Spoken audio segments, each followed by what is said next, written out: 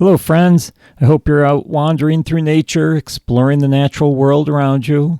Do you enjoy writing about your wanderings? Nature journaling is an awesome, fun way to remember all the adventures you have taken and how you felt during those journeys.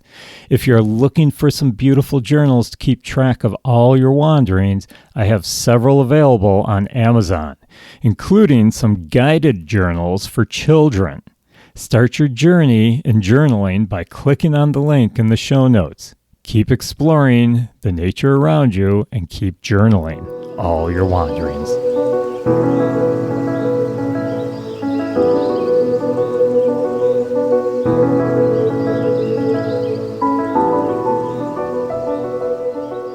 Hey friends, welcome to the Nature Wanderer podcast. The weather's getting colder. Starting to chill. The air is chilling and it is getting so cold because we know winter is just around the corner. Yeah, it's getting closer and closer as we speak. And this is the time of year I like to remind everyone as you're out hiking about winter hiking safety. Yeah, I want to make sure everyone stays very safe while they're hiking in cold weather, because cold weather hiking is a lot different than warm weather hiking. So I decided I was going to do another episode. Yeah, I did an episode a while back on winter hiking safety. I like to do that this time of year. And I was gathering my notes together for the episode. I decided to listen to the old episode to make sure I was covering everything I wanted to. And as I was listening to it, I decided, hey, that's a pretty good episode. It gives a lot of information, pretty much everything I want to cover and more. So I decided just to resurrect the old episode instead of reinventing the wheel.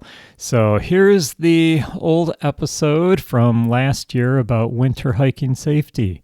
Enjoy and keep safe out on the trails. Hello friends, I'm Paul and this is the Nature Wanderer podcast. I'd like to welcome you into the woods with me today. I'm actually at the Erie County Forestry in Sardinia, New York. It's off of Genesee Road. And I noticed a little path going off of my usual trail today, so I decided I was going to wander down that path and see where it leads to. And I think I've already possibly come to a dead end. It's a nice, brisk autumn day, so I'll apologize for the background noise. There's a lot of crunchy leaves in the woods today.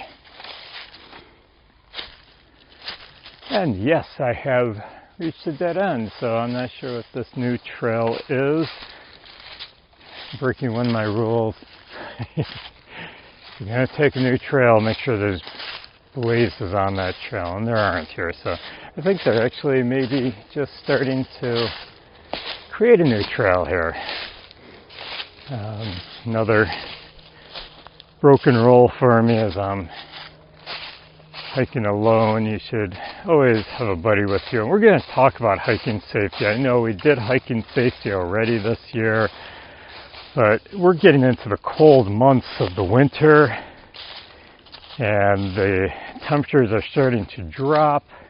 If you live in the northeastern U.S. or anywhere in the northern U.S., I should say, or anywhere around the world where it gets cold in the wintertime, we're looking at snow in probably another month and a half.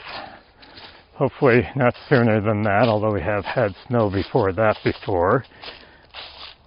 But we're into early November, so probably in the middle of December we'll be getting snow here. So it's like a whole new ball of wax as far as safety goes, as far as winter hiking goes, because you have to prepare differently than during the summertime. And prepare is like the key word. And that's where I'm going to start out talking, is about preparedness. Always prepare for a winter hike. And things are a little bit different out here in the winter time. Like I said, it's colder, you have snow, but another thing that a lot of people don't think about is the length of day. I was actually talking to a friend this morning, and she was telling me how she was just enjoying the weather and decided she was going out on one of the rails to trails, and so she was hiking along one of the rails to trails in the area. And she was out there, and all of a sudden she realized it's starting to get dark. And she was probably a good couple of miles from her house, and she didn't want to be out on this trail in the dark, but she didn't realize I shouldn't say she didn't realize, she had forgotten how early it gets dark. So, always plan. It's very important, so always plan ahead. First of all, before you head out on your hike, check the forecast. See what the weather is going to do. Are you going to need winter gear? Are you, looking at an ice storm coming in? Are you looking at a snowstorm coming in? Talked to my brother from Iceland just the other day, and he says, "Oh yeah, we already had our first snowstorm for the winter." It's like, man, glad I'm not there. But so always plan ahead. Check the forecast. That way you know what to bring, what to be prepared for, or you change your plans.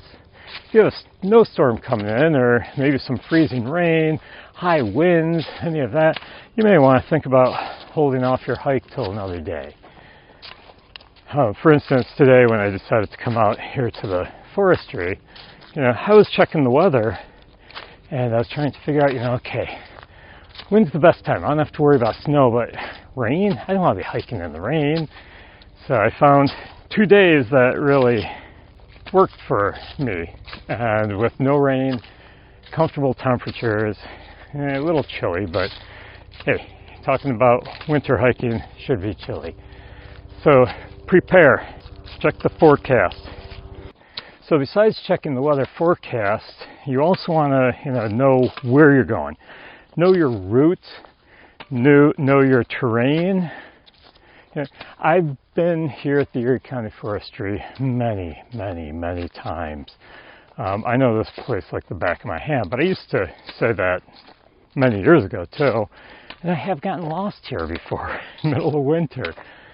And so always know your terrain. If you have maps that you can download, I just did a whole podcast on apps and talked a little bit about some of the mapping apps that are out there, and you may want to try to download one of those and see what trails you're headed towards, see what the terrain's like, so you can prepare for that as well. Is it a little above your capabilities? Maybe you're not up to a lot of hill climbing. The trail I'm on now has pretty much all uphill, the first part of it. Then it levels out, and then, of course, if you're going uphill, you got to go downhill. But if you are not in shape for an uphill, maybe it's early spring or something, you got to watch out for that. Also, in the winter time, with the cold, it's harder to breathe. You can't catch your breath as easily as you can in the summertime. You get into the higher terrains, it gets colder. So always know your terrain, know where you're going, map it out, be prepared. So all of these things should be in your planning stage. Download the route maps, topographic maps. I talked in my apps podcast about All Trails. It's probably my favorite mapping app. And it'll show you the maps of the area that you're going on, the trails. You can find new trails too. Once again, if you're doing the new trail, give yourself extra time. Make sure you know that trail. Okay, so check that out. And also, I am breaking my rule today that didn't have any options today. No one wanted to go hiking with me. They were too busy. Shouldn't say they didn't want to. I'm sure every single one of them would love to be out here in this weather. A nice, cool autumn day.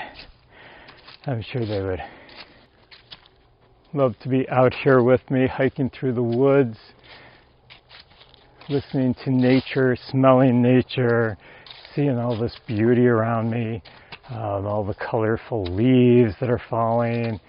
So, I mean, they'd rather do that, but unfortunately, everyone, that would have come with me is either working or they had other commitments or couldn't get a hold of them. So I'm out here alone, and that's not a good thing. Always make sure you have the buddy system. Always make sure that you have an itinerary and someone knows that itinerary. That's a big one for me. I always believe in that, and I should always make sure everyone else knows to do that. Make sure someone knows where you're going, when you're going to be back. Okay, this morning I told my wife, well, today's probably the day I'm going hiking. I'm going over to the Erie County Forestry. I'll park on the same side that I'm going to hike, so I haven't decided which side of the road I'm going to be, hiking on. So if you need to get a hold of me, you'll know where the car is. I know that the cell phone coverage is spotty in this area, so it's hard to get a hold of me sometimes. I probably don't have any bars in this section where I am. They usually don't. So you may not be able to get a hold of me, but at least they'll know where I am. And if I'm not back on time, actually I should say if I'm not back within an hour after when I'm supposed to be back, I told my wife I'd be back, then she starts to worry and she will let the authorities know that I may be lost in the woods. So that's why it's always good to have an itinerary, and it's critical if you are hiking alone, like I am today. That way, and I mean, if you didn't leave an itinerary, behind, I usually like to write on a piece of paper or let someone know, spouse, but maybe you don't have, maybe there isn't someone to let them know. Write it on a piece of paper. Leave it on your kitchen table, somewhere where someone's going to spot it right away. That way, if someone's missing you, the authorities go to your house, they go in, they find it. So make sure you have that itinerary as well. Make sure someone knows where you are, where you're going, when you're going to be back. So these are all in the prep stage, getting ready for your hike. Make sure you do all these things. It's very important. And like I said earlier, also, make sure you know your sunrise and sunset when you're planning your hike. Make sure you know the time of day that the sun is going to go down so that you give yourself plenty of time to get out of the woods. I remember hiking once with my wife in the evening, and we were doing some geocaching, and we were having trouble finding the cache, and I kept watching my watch because I knew the sun was going down soon. And I just wanted to get that geocache, though. I eventually decided, okay, we're not finding it. It's getting dark. We need to get out of here. Now, about halfway out, it was so dark. It was a cloudy night, no moon, very dark. I had flashlights, but the batteries were getting weak. Another thing I forgot to do is check the batteries, bring along some spares. And for like the last quarter of our hike, it was like scary. Very scary. And I say that because we had no light at all. Our flashlights had died. We were trying to find the blazes on the trees. It was just, not a good situation. So always make sure you know the time that the sun goes down. Give yourself plenty of time for your hike. If you find that it's taking longer than you thought, turn around, go back, go out. You can always come back in another time. You can continue your hike on another day.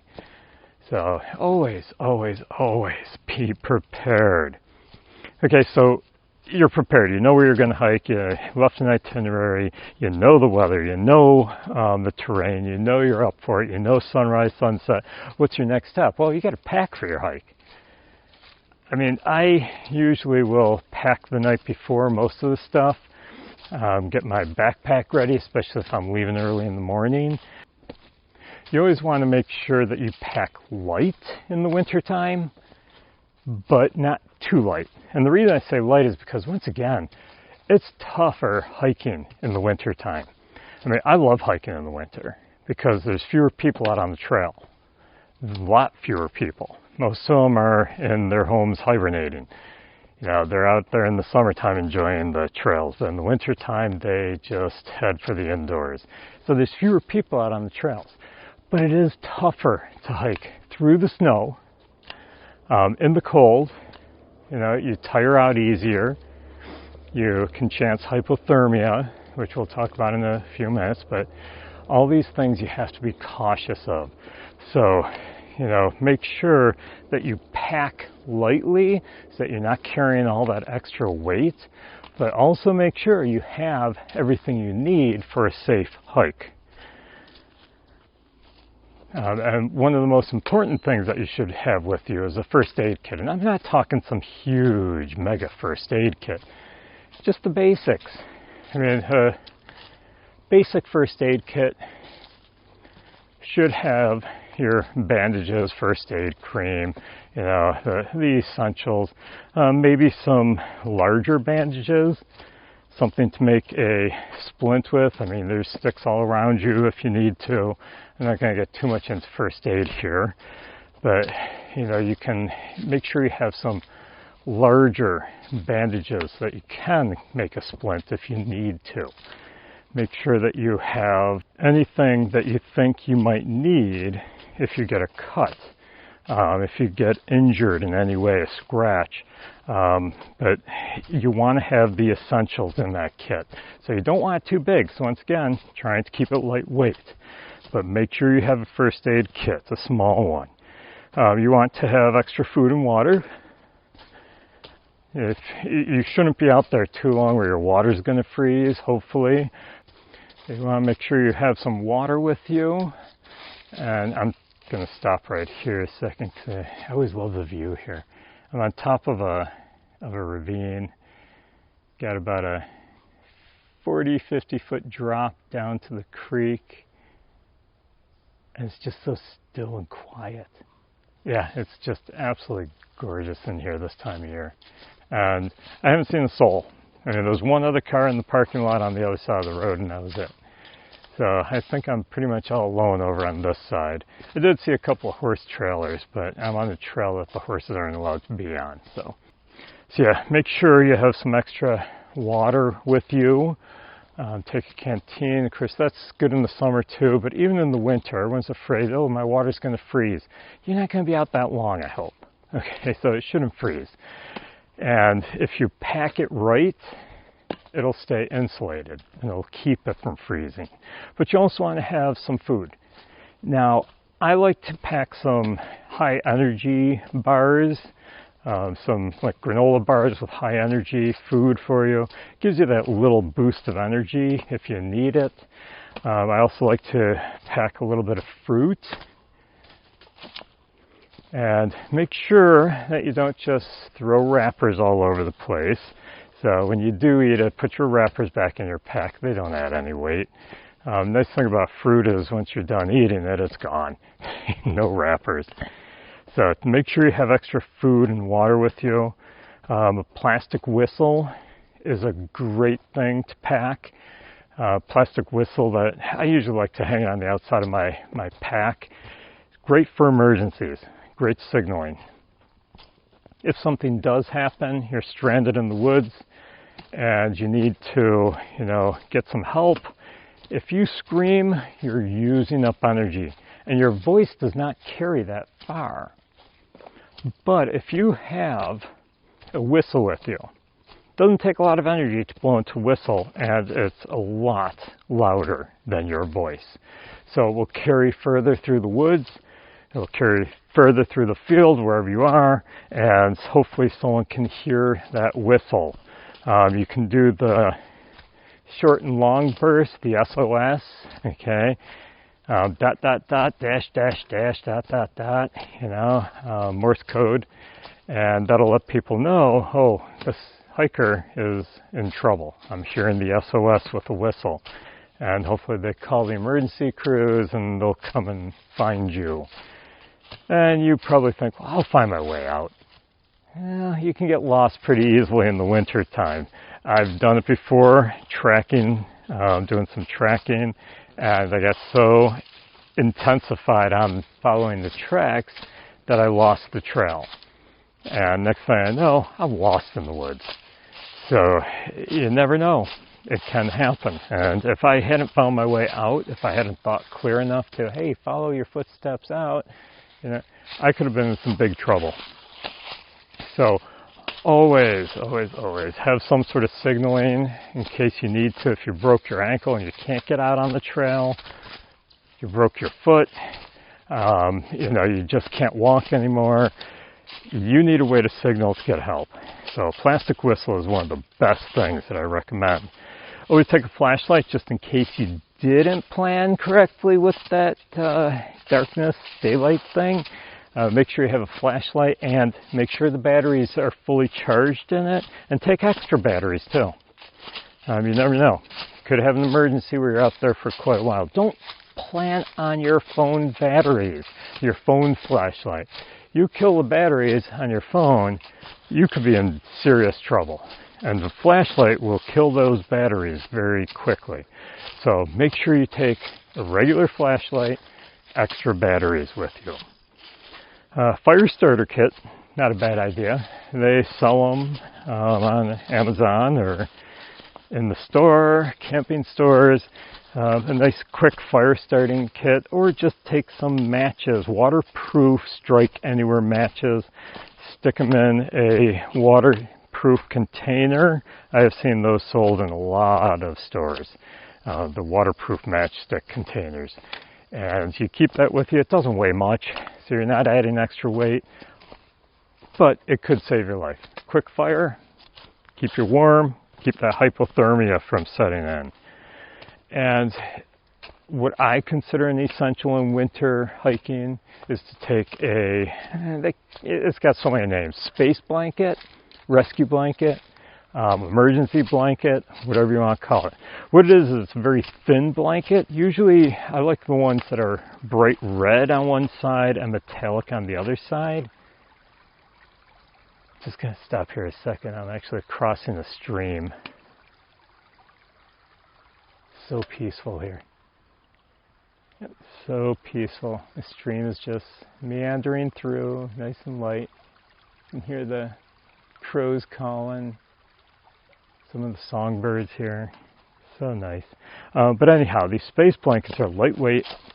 They're usually reflective so that you can use it as a signal as well. They're also waterproof, so they'll keep you dry.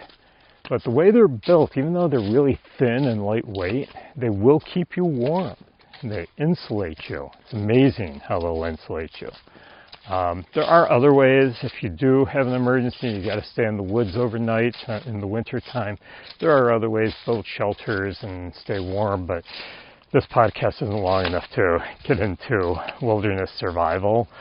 Maybe another day I'll get into wilderness survival with you guys. So anyhow, so fire starter kit, space blanket, those two things, I consider them critical for winter hiking. Summer hiking, not so much, but winter hiking, definitely. Make sure you take those with you. All of this stuff should fit into your backpack.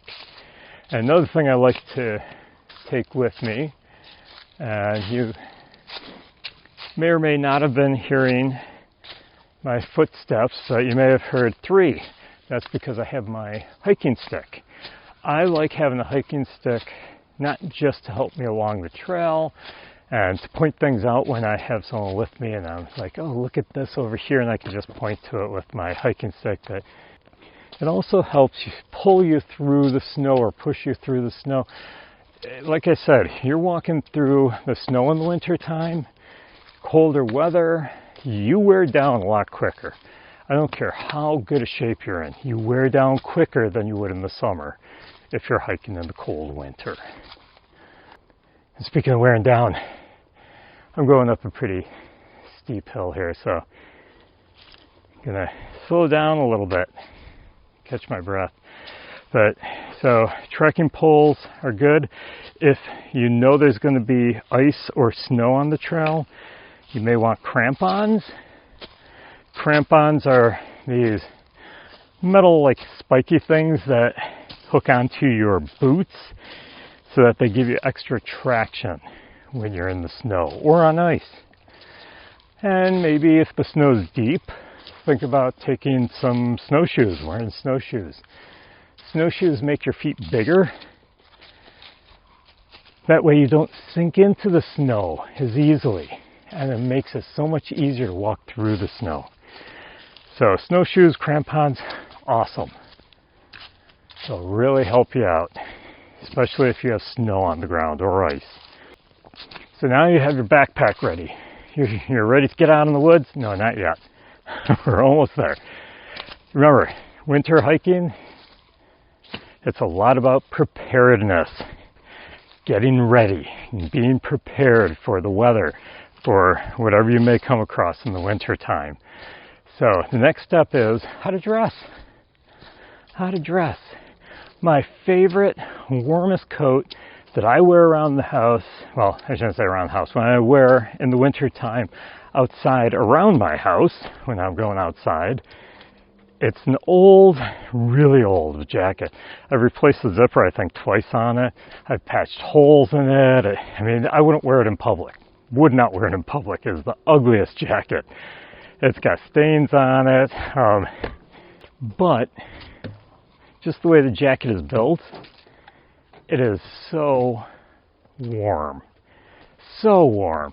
So I love that jacket, but you can do a lot better than just that jacket. How? Layers. That's the key to winter hiking. And it's not just staying warm, it's also staying cool. I know it sounds strange. It may be like 32 degrees out, 30 degrees, 25. You know, now I'm talking about staying cool. Well, if you have too many layers on, you end up getting hot. What happens when you get hot? You sweat. What do you think that moisture is going to do? Yeah, you got it. It's going to cool you off. It's going to get you to the point where you're too cool and you end up getting cold. You get cold, you get hypothermia. So it's all about layers. Layers that you can easily remove. So you usually want to avoid, when you are dressing, you want to avoid any cotton or cotton blends. Cotton tends to hold in moisture and sweat.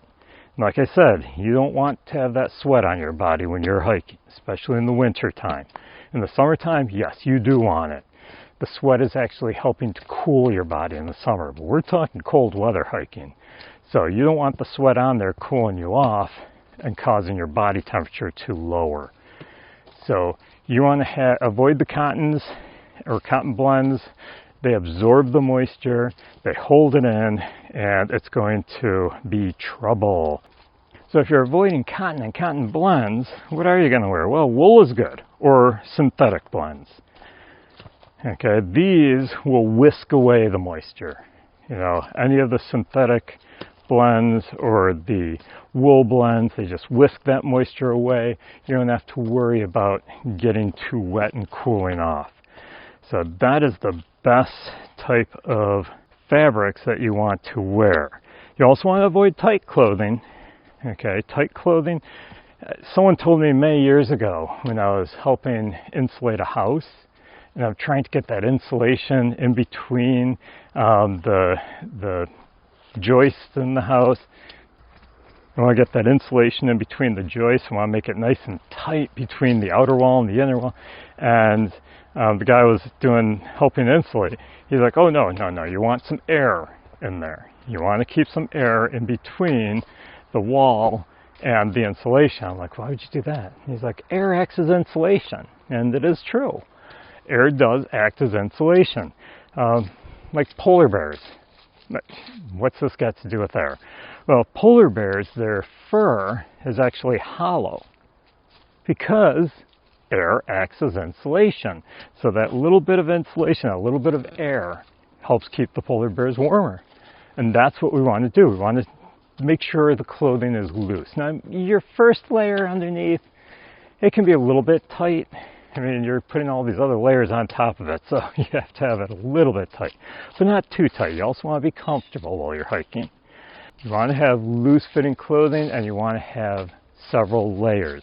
So you may put on maybe a t-shirt, some long underwear, some sort of insulating layer underneath, and then on top of that, maybe a heavier t-shirt with long sleeves, and then on top of that, maybe a sweatshirt, a thin sweatshirt, then a heavier sweatshirt, then a jacket, a waterproof jacket, and then your heavy jacket on the outside of that.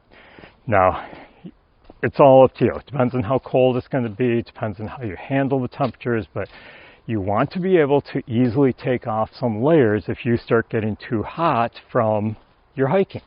Especially because it's harder to hike in the snow, in the cold. I keep mentioning that because I want to make sure you understand that. If you are out there and you're starting to sweat, remove a layer.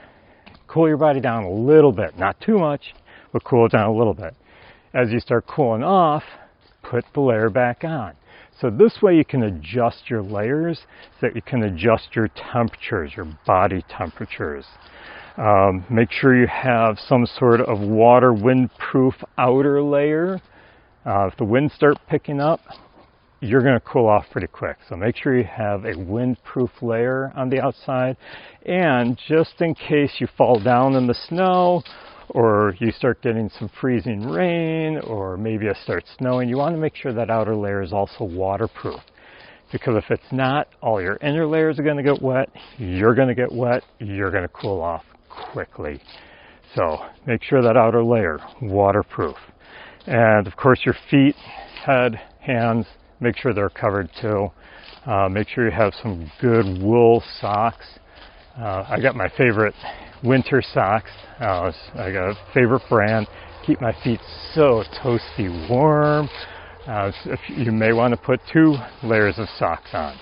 I usually, because I found a really good brand, good pair, I usually only go with 1 layer, but my feet stay warm. And then I have waterproof hiking boots. If it's really cold, I will wear my winter boots, which have good traction on them.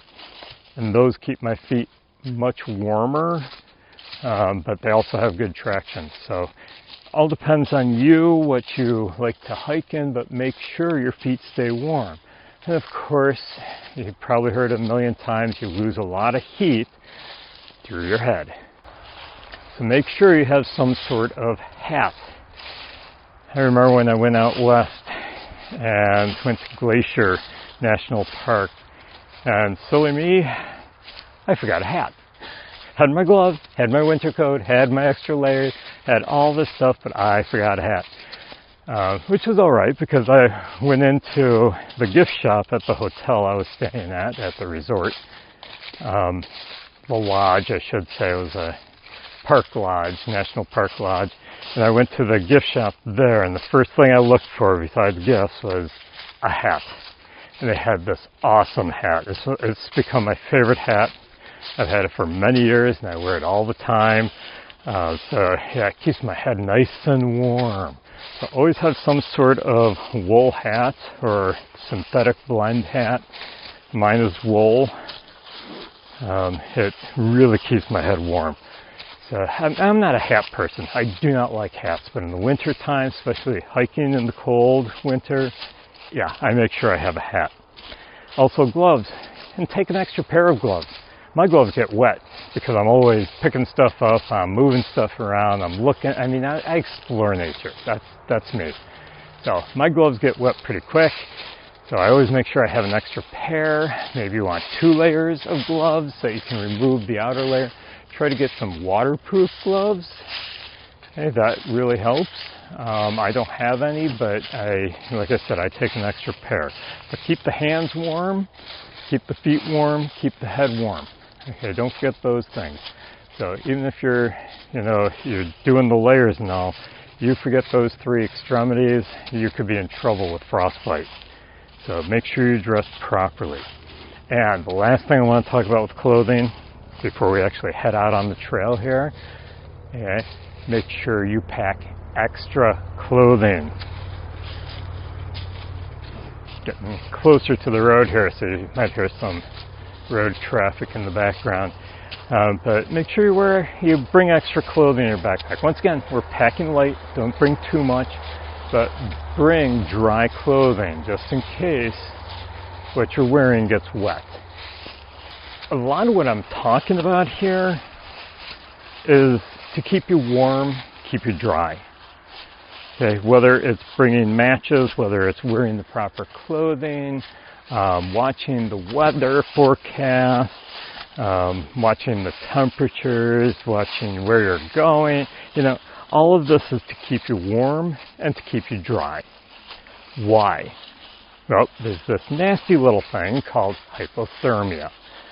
I've never had hypothermia, but I have experienced it with a scout when I used to be a scout leader. I recall being at a camp, and they're very safe at the camp. Everything's about safety with the scouts. And the boys were going in the water, which was a lake. They were going swimming in the lake.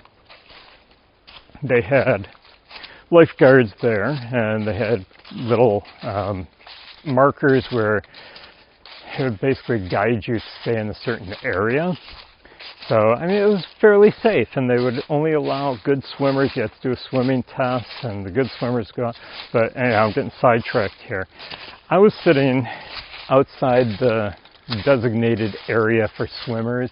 I was sitting outside that area with some of the other leaders. We were discussing the plans for the day, for the evening, and we had all these scouts going in the water. I think there was like 8 of them in our group that was going in swimming.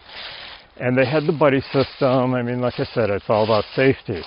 They were in for a little while, and we were just talking, and, I just noticed, because I was sitting there facing the water, and all of a sudden I noticed that a couple of the boys had come out. They were doing the buddy system, proud of them, and they came out, and they were just sitting there on the edge of the water. And it was a nice, sunny, warm day. The one boy put his towel around him, and he just sat there, and I was watching him, and he was shaking. I kept an eye on him, and he just kept shaking. And after a little while, I realized it's like, okay, he's not warming up. Yeah, he's in trouble. And so I let one of the other leaders know, and he looked, and he's like, oh yeah, we got to do something now. And we got yelled at by the camp people who were there, the lifeguards, because both me and the other leader, we just jumped the fence. We went right over. It's like, I'm sorry, I'm not checking in, I'm just jumping the fence. This kid's in danger right now. He's getting into hypothermia. That's one of the first signs of you uncontrollable shaking. You don't realize how cold you are, and your body is trying to warm it up as quickly as possible. And so we grabbed him, we brought him outside the fence, and we started throwing towels around him, warm him up, and we quickly, the lifeguard finally realized what was going on and what we were doing. He got on the phone. He didn't do anything with us because he had to watch the other boys in the water. But he knew we had it under control, so he didn't call everyone out. But anyhow, he called, up to the nursing station, and they started heading down, from the nursing station. We were headed up already. We were headed right towards her. They took her in, got her in the cart, got the boy in the cart, took him up to the nursing station, and they started giving him some hot water, hot fluids, started warming him up, putting a blanket around him. But yeah, he was fine. He made it through, but it was a scary situation. Hypothermia is nothing you want to mess with. Your body is basically shutting down. Okay, it's trying to stay warm, and that's what the shivering is. It's trying to basically survive, but it's shutting down. And because of that, you could die from it. After a while, you just start getting tired, you fall asleep, and you never wake up again. So it's something you really want to avoid. And luckily, like I said, the situation could have gotten worse, but because the other leader and myself were aware of what was going on. We noticed it. We got to him quick enough, and we got him warmed up quick enough, so everything was fine with him. But that's why I bring this up, is, all the safety stuff about staying warm, staying dry, is all to avoid the hypothermia. So the body basically is losing heat faster than it can create it, is what's happening. So some of the signs of hypothermia: feeling cold, of course, and I'm not talking just a little bit cold, but you have that inner, like, I just can't warm up no matter what. You start shaking, you start, shivering. That's your body trying to warm up. And then you start getting what they call the mumbles and the stumbles. What's the mumbles and the stumbles? Well, you start talking in kind of a mumbled speech, and you start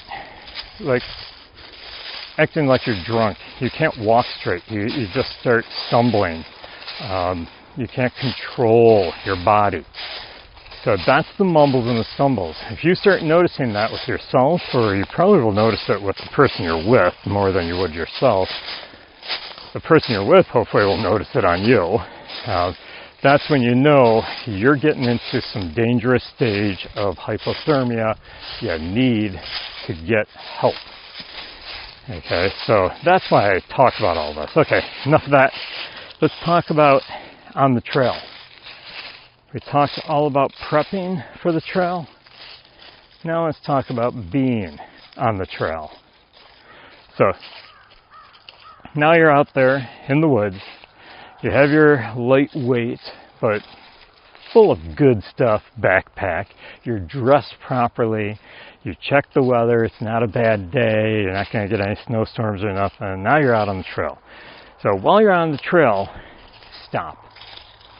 Yeah, stop. Stop every once in a while. I'm not talking just stand there and stare at the trail. No, you are out on the trail for a reason. You want to get out there and hike. You want to explore. But make sure you give yourself enough time for breaks. Take a break once in a while. You find yourself, even in the summertime when I'm hiking up a hill, when I get about halfway up, I usually stop, take a break. I know I could go the whole way up the hill, but I want to make sure that I don't use up my energy too quickly. So I'll stop, I'll take a break.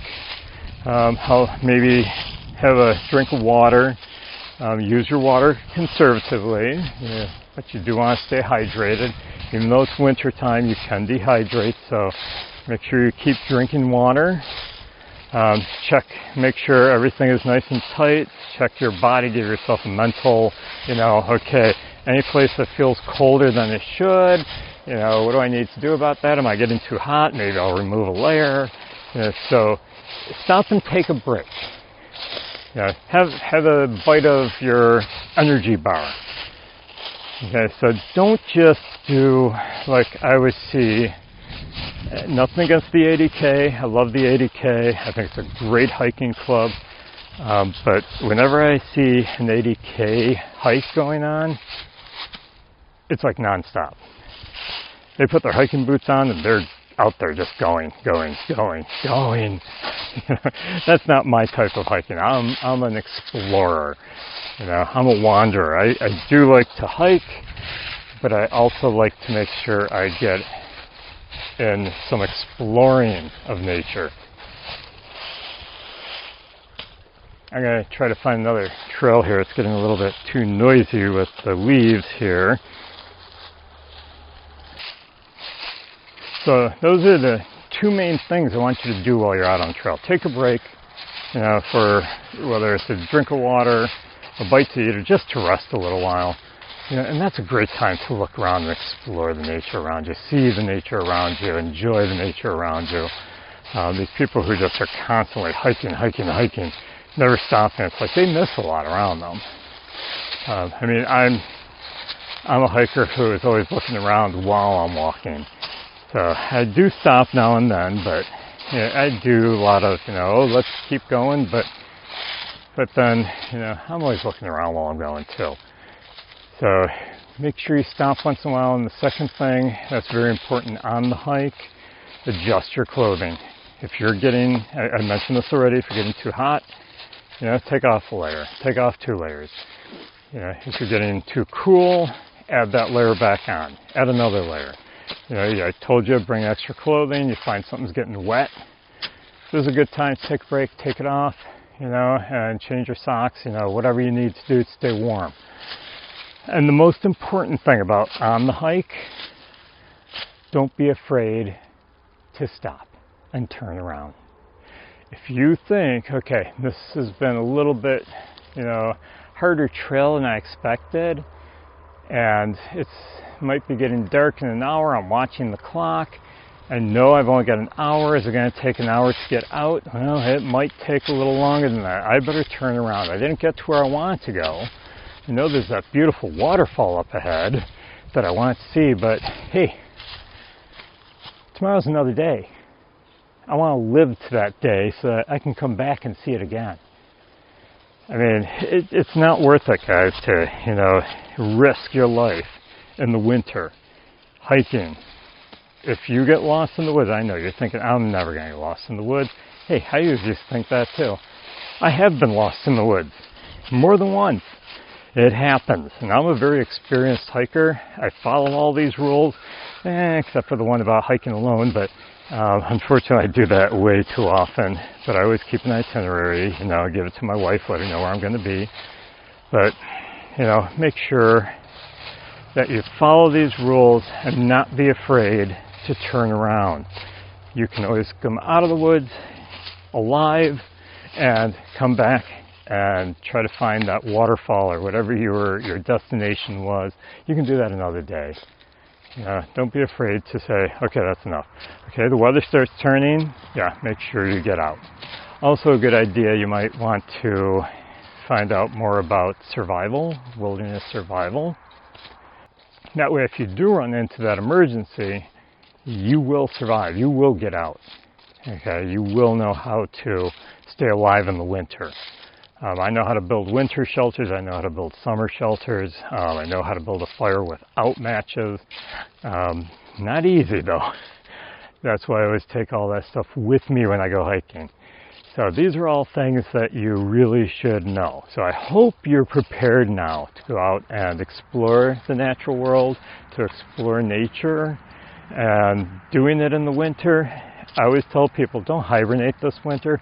Get out and explore nature. There's so much to explore out there, and hardly anyone else is out there, so it's a good time to do it because you get nature to yourself and your friend who came with you, or friends. So I hope you enjoyed the episode today. Make sure you rate and review. Make sure that you subscribe if you haven't already. Hopefully you've subscribed to the podcast already. If not, make sure you hit that subscribe button so that you can be informed of all the latest episodes coming up, any special episodes coming up. So make sure you do that and invite friends. It's always good to have friends, not just when you're hiking, but it's also good to have friends when you're listening to a podcast about nature. So if you want to support the podcast, go to my Patreon page, or you can do my Ko-Fi page. The links are in the show notes. You can also support the Nature Wanderer podcast by purchasing some Nature Wanderer merch. I actually added some new things recently, so there's some new merchandise on the website. Cold weather gear like sweatshirts. So one of your layers could be an awesome Nature Wanderer sweatshirt, a hoodie. They keep you nice and warm. I know I have one and I love it. It's nice and toasty warm. And so make it one of your layers.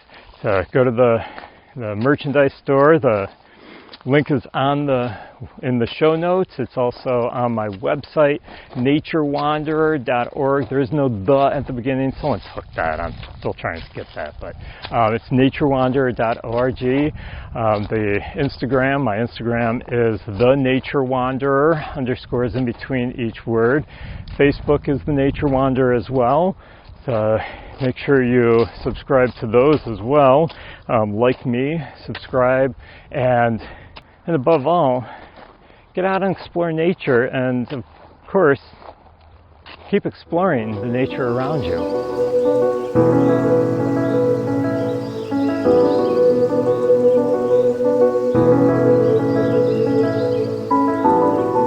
Did you know that plastic is made with oil, a fossil fuel that pollutes the environment? And did you know that only about 15% of all plastic is recycled into new products?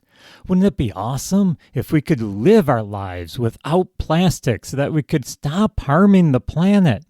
Well, there's a company that wants to help you do just that. Life Without Plastic sells products that will reduce or eliminate your dependence on plastic. They have a large selection from toothbrushes to food storage containers to drinking straws, all plastic free. And it's reasonably priced. So what are you waiting for? Check out all these great plastic-free products and help save the planet. Just click on the link in the show notes to find out more and to start your journey to being plastic-free.